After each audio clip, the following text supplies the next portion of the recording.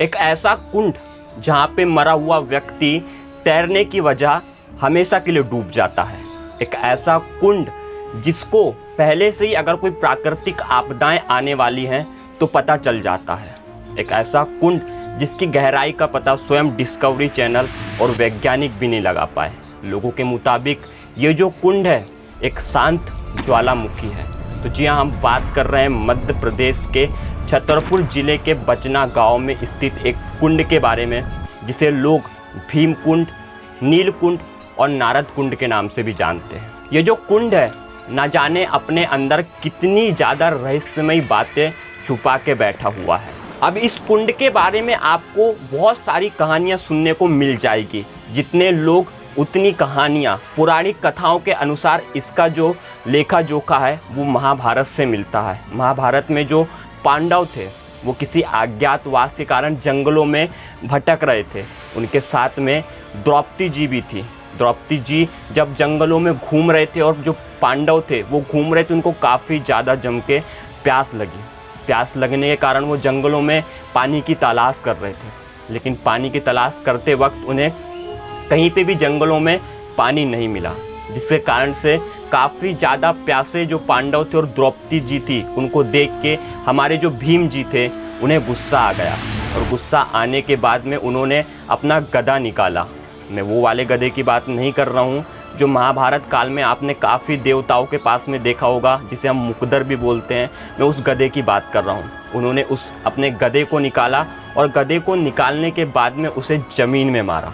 और ज़मीन में मारने के बाद में ये जो कुंड बन के तैयार हुआ, जिससे काफ़ी ज़्यादा पानी निकला और सभी लोगों ने अपनी प्यास बुझाई। और ख़ास करके द्रौपदी जी ने, जब से इस जो है कुंड का नाम भीम कुंड रखा गया। अब आप इस बात से इतना तो पता लगा सकते हो कि भीम के पास में आखिर कितनी ज़्यादा ताकत और शक्तियाँ थी कि उन्होंने एक जो है अपना गधा मारा और वहाँ से पानी निकल गया।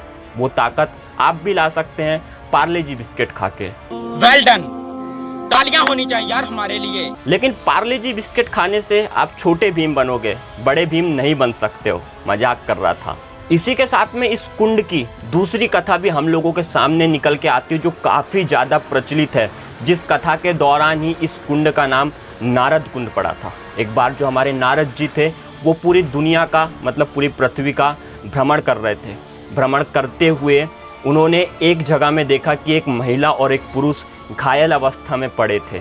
जब नारद मुनि जी उनके पास में गए और उनसे उनका कारण पूछा और उनके बारे में जानने की कोशिश की, तो वो जो महिला पुरुष थे उन्होंने उनको नारद मुनि जी को बताया कि हम एक राग और रागिनी हैं, मतलब गायक हैं, मतलब सिंगर हैं हम लोग। और हम लोगों की इस अवस्था में आने का कारण यही है कि कुछ लोगों ने हमें श्रापित दिया है या फिर जो भी किया है, जिसके कारण से हम यहाँ पे इस अवस्था में आए हैं। और उनका कहना था कि अगर कोई व्यक्ति बहुत अच्छे सुर से उन्हें गाना गा के सुनाएगा तो फिर से अपनी जो है जैसी पहली अच्छी अवस्था थी उसी अवस्था में चले जाएंगे। तो यहाँ ये बात सुन के नारद मुनि जी काफ़ी ज़्यादा प्रसन्न हुए। और वो भी एक सिंगर ही थे, मतलब एक गायक ही थे, समझ लो आप एक टाइप से। तो उन्होंने वहाँ पे एक गाना गाया, एक राग गाया, जिसके बाद में वो जो महिला पुरुष घायल अवस्था में थे वो काफ़ी ज़्यादा तेज़ी से ठीक होना शुरू हो गए। और नारद जी ने वो जो गाना वो गा रहे थे वो इतना सुंदर और बहुत अच्छे तरीके से, कतई इम्प्रेसिव करने वाले तरीके से सुनाया कि सारे देवी देवता खुश हो गए। और उनमें से काफ़ी ज़्यादा जो खुश हुए वो थे विष्णु देवता, जो नारद जी का गाना सुन के खुश हुए थे। उन्होंने जो है एक कुंड बन के खुद को वहाँ पे बैठाल दिया। जब से इसका रंग नीला भी पड़ा तब से इसे नारद कुंड भी कहा जाता है और नीला कुंड भी कहा जाता है। वैसे जो भीम कुंड का पानी है वो काफ़ी ज़्यादा नीला होता है। नीला होने के साथ में लेकिन सबसे अच्छी बात तो ये है कि जब इसमें सूरज की किरणें पड़ती हैं तो ये जो नीला पानी और भी ज़्यादा आकर्षित दिखने लगता है। और ये जो कुंड है इतना प्राचीन होने के बाद भी इतना साफ पानी इसका होता है कि इसमें पड़ी कुछ चीज़ें आप बड़े आसानी से देख सकते हो।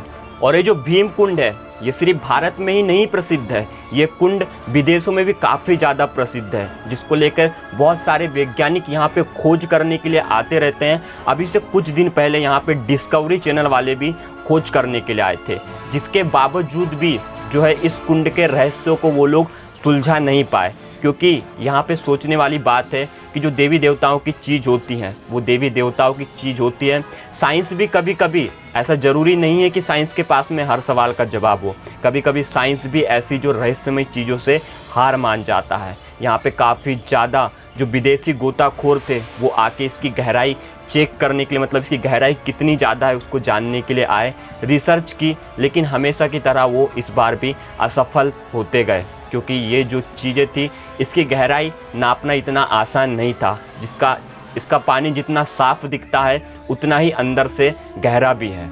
और सबसे ज़्यादा चौंकाने वाली बात तो ये है कि जब भी कोई व्यक्ति इस कुंड के अंदर डूबता है तो वो रहस्यमयी तरीके से गायब हो जाता है, दोबारा वो किसी को मिलता ही नहीं। क्योंकि आम अगर आप कहीं पे भी पानी पे नहाते हो या स्विमिंग पूल में नहाते हो तो अगर आप डूब भी जाते हो तो मरने के तुरंत बाद आप ऊपर तैरने लगते हो, लेकिन इस जो है कुंड की यही खासियत है कि यहाँ पे लोग मरने के बाद में हमेशा के लिए अंदर डूब जाते हैं, वो कभी बाहर ऊपर आ ही नहीं सकते। और भी इसकी काफ़ी ज़्यादा कहानियाँ हैं जो लोगों को सोचने पे मजबूर कर देती है।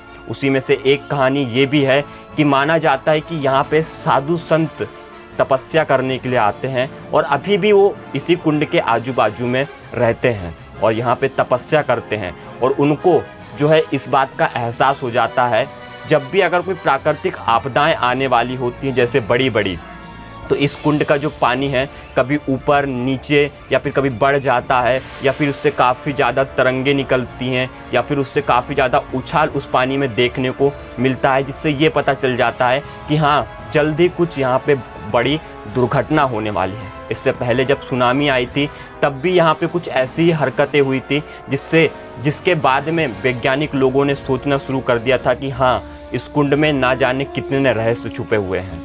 और ऐसा माना जाता है कि एक बार जो सरकार थी उसने इसकी गहराई का पता लगाने के लिए इसके पानी को खाली करने के बारे में सोचा, लेकिन पानी को खाली करते वक्त उन्होंने काफ़ी ज़्यादा बड़ी बड़ी मोटरें लगाई, हेवी गेज की, लेकिन बहुत दिनों तक लगातार पानी को निकालने के बाद भी उसका जल स्तर 1 इंच भी कम नहीं हुआ। इस बात से हमें पता चलता है कि इसका पानी कितना अथाह प्रकार से ठहरा हुआ है। और इसी तरीके से कई बार कुछ विदेशी गोताखोर और कुछ हमारे जो देश के गोताखोर थे, उन्होंने जब इसकी गहराई का पता लगाने के लिए इसके अंदर गए तो महज 80 फीट से अंदर कोई जा ही नहीं पाया और वो उनको बाद में इसे काफ़ी ज़्यादा तेल और कुछ तरल पदार्थ जो थे वो इस पानी में देखने को मिले, जिसके कारण से वो अंदर जा ही नहीं पाए। तो यही कुछ थी भीमकुंड की अनसुनी कहानी जो काफ़ी लोगों को शायद अभी पता नहीं है। और ये मध्य प्रदेश के छतरपुर ज़िले के बचना गांव में है। आप बड़े आसानी से जाके विज़िट कर सकते हैं। ये एक मध्य प्रदेश का टूरिस्ट प्लेस भी माना जाता है जहाँ पे काफ़ी ज़्यादा मात्रा में लोग जाते हैं। लेकिन यहाँ जाते वक्त अपनी सावधानी अपने साथ में रखिएगा, क्योंकि आपकी थोड़ी सी ही लापरवाही से ये जो है काफ़ी ज़्यादा आपको नुकसान पहुँचा सकता है। तो बस फिलहाल के लिए सिर्फ इतना था। मिलते हैं अपने नेक्स्ट वीडियो में किसी नए टॉपिक में, और कमेंट करके ज़रूर बताइएगा कि आपको स्टोरी जानने में कैसा लगा। तो बस फिलहाल के लिए सिर्फ इतना था। मिलते हैं अपने नेक्स्ट वीडियो में किसी नए टॉपिक में, तब तक के लिए बाय बाय, जय हिंद। और कमेंट करके हमें नेक्स्ट स्टोरी के बारे में ज़रूर बताइए कि हम किस टॉपिक को कवर करें। खत्म।